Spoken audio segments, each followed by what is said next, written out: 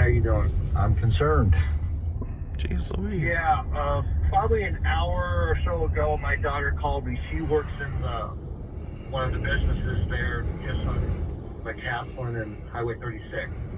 So there's a PetSmart, and she was stuck inside, saying it was black outside. She didn't know what to do. So I started driving towards Superior to see what's going on, because there's nothing on the news at that time. But she did get out. It was very difficult. She said the office mech was on fire there. Oh. And as I was getting closer to her before she got out, I had to stop, because it was,